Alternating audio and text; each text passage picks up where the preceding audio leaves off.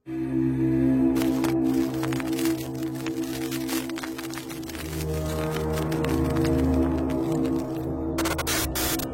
ditanya berapa kali aku mengalami kejadian seram, mungkin cerita malam ini adalah pengalaman kesekian kalinya.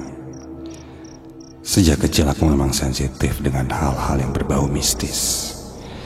Sampai temanku menjulukiku sahabat hantu. Karena tak sedikit sosok yang kulihat ketika bersama teman-temanku.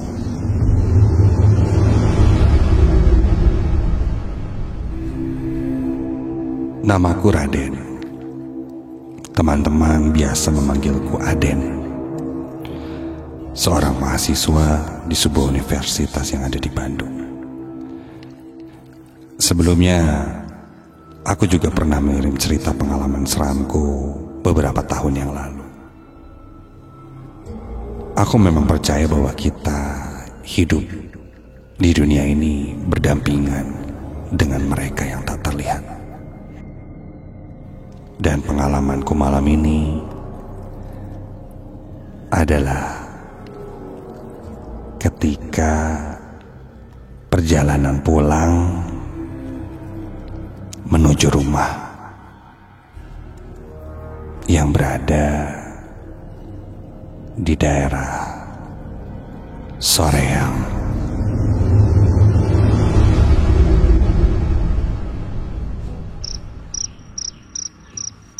Sekitar jam 9 malam, aku baru bisa pulang dari kampus.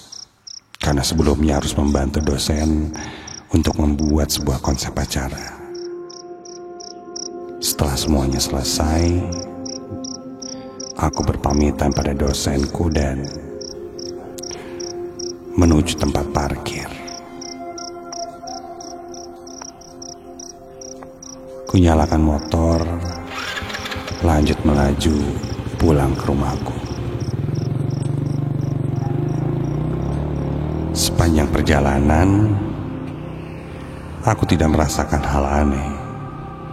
Sampai ketika aku melewati Gapura Kabupaten. Di sana, aku mulai merasakan hawa yang berbeda. Jika sudah seperti ini, pasti bakal ada yang aneh-aneh. Tak jauh setelah aku melewati Gapura,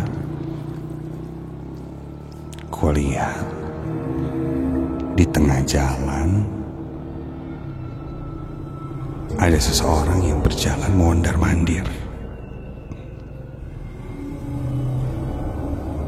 Ketika itu posisiku cukup jauh dari orang itu. Namun karena lampu motorku menyorot, bisa kulihat ada orang di sana. Aku mulai menancap gas karena takutnya ada begal ataupun orang yang berniat jahat sengaja mondar-mandir tengah jalan dan mungkin ada kawanan lainnya. Aku sempat mengklakson, menandakan bahwa aku akan melewatinya.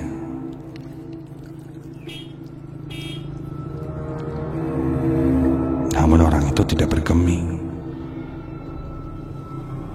masih berada di tengah jalan, dan setelah semakin dekat, ternyata dia seorang perempuan, memakai baju kebaya,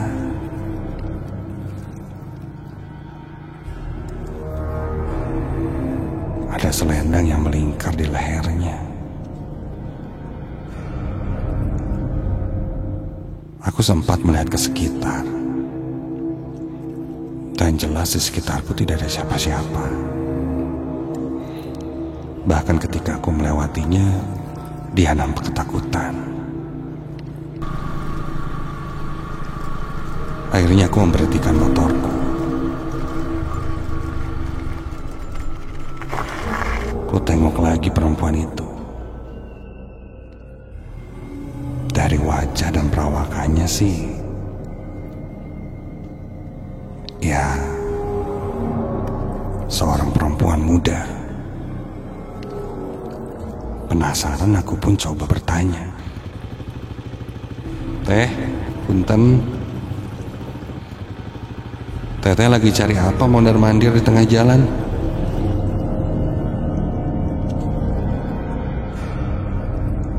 Namun sepertinya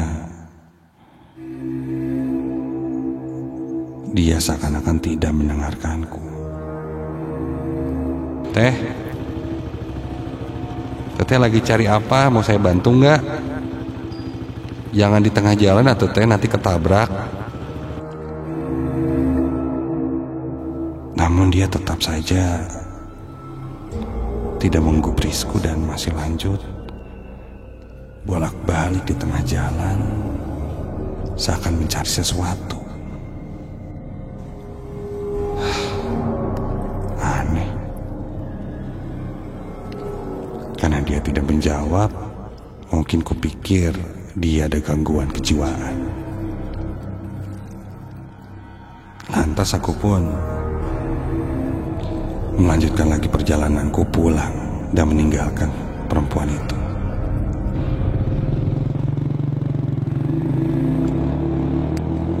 Ketika cukup jauh, kulihat ke arah spion. Perempuan itu masih berada di tengah jalan. Namun kali ini dengan posisi yang berbeda. Tidak mondar-mandir, tapi dia berdiri tegap. Dan dia melihat ke arahku.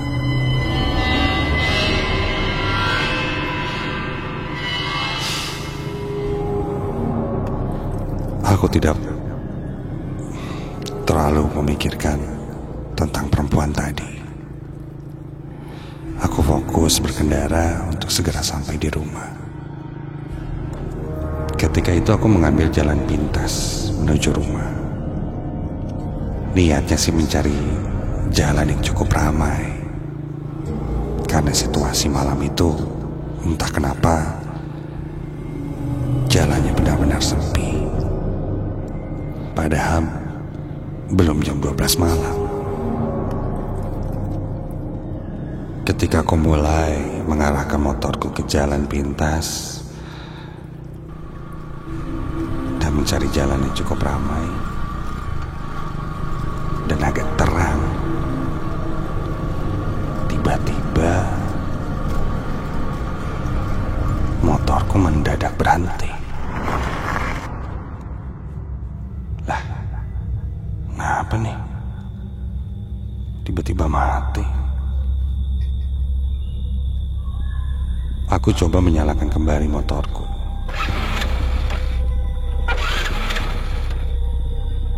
Namun tetap saja tidak bisa menyala. Sempat ku turun dari motor dan mengecek kondisi motorku. Bahkan bensin, semuanya nampak normal. Tapi kenapa mogok ya?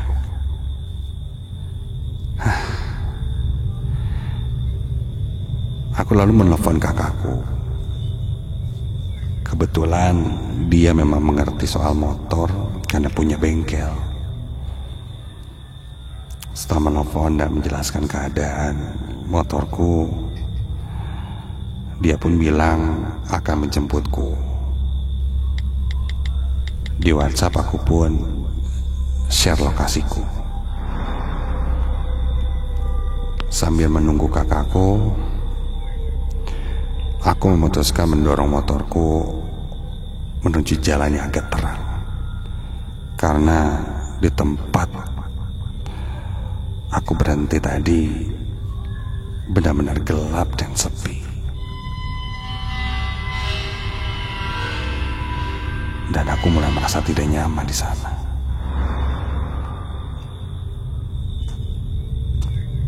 Supaya aku mendorong motorku,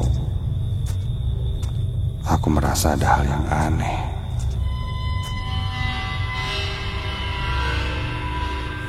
Ditambah lagi dari arah samping jalan ini, serasa ada yang terus memperhatikanku. Tibalah aku di sebuah pohon yang sangat besar. Pohon itu sangat tinggi, besar, dan rindang.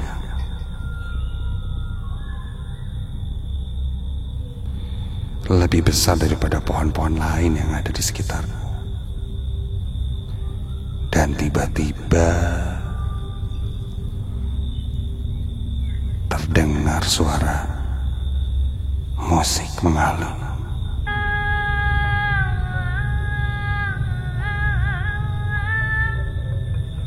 Iya, suara musik gamelan, dan ada suara perempuan yang bersenandung juga. Di sana, aku mulai merasa ini tidak wajar. Di tengah kondisi yang sangat gelap, hutan, pepohonan, tak ada keramaian di sini. Tapi kenapa ada suara gamelan? Kontan aku menjauh dari tempat itu, lebih tepatnya dari pohon besar itu. Sampai langkahku terhenti ketika di tengah jalan aku melihat ada seseorang yang berdiri. Kali ini dengan gerakan menari. Iya.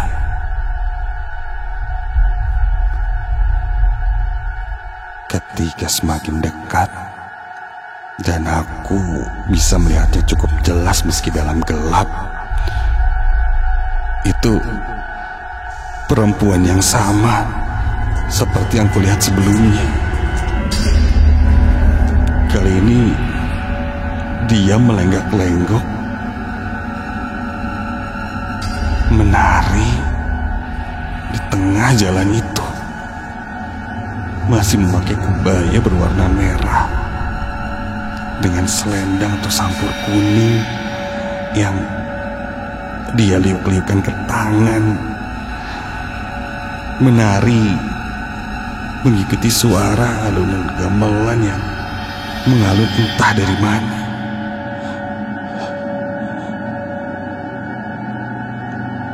Aku saat itu pura-pura saja tidak melihat perempuan itu dan perlahan melewatinya.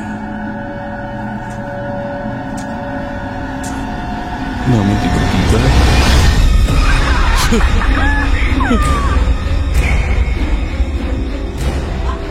sosok perempuan itu memegang pundakku. Dan ketika ku lihat dan ku tengok ke arah wajahnya, astaga,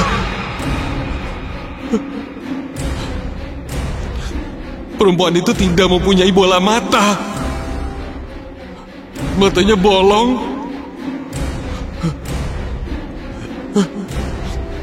dan mengalir sesuatu berwarna merah keluar dari matanya yang bolong itu. Dan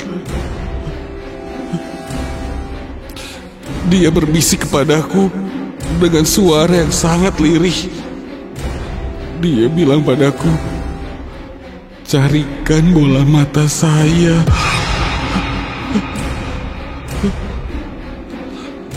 Dengan cepat ku lempar motorku dan aku langsung lari dengan sangat kencang. Aku terus berlari tanpa melihat ke belakang Sampai dari kejauhan ada sebuah cahaya yang menyorotku dari depan. Dan itu cahaya lampu motor kakakku. Dan ketika aku tengok ke belakang, sosok itu sudah hilang, tidak ada. Tak banyak bercerita, aku langsung kembali ke motorku dan dibantu di step oleh kakak hingga sampai ke rumah.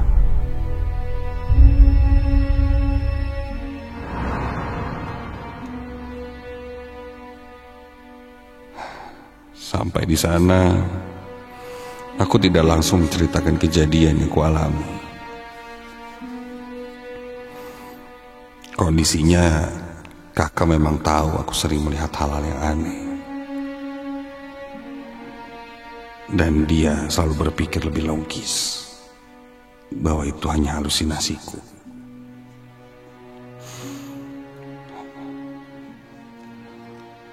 Jadi aku memilih tidak menceritakan apa yang kualami pada kakak. Dan berkomitmen pada diri sendiri untuk tidak melewati jalan pintas itu jika sudah sangat malam.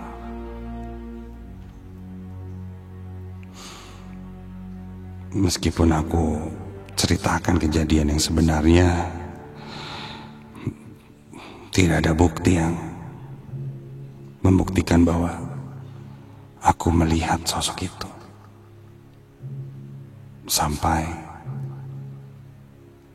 malam itu ketika akan tidur, aku mencium bau yang sangat busuk, seperti bau bangkai. Ketika aku cari sumbernya, baunya menempel di jaketku, jaket yang kupakai tadi. Dan lebih tepatnya, posisi bau itu berasal dari bagian pundak jaketku,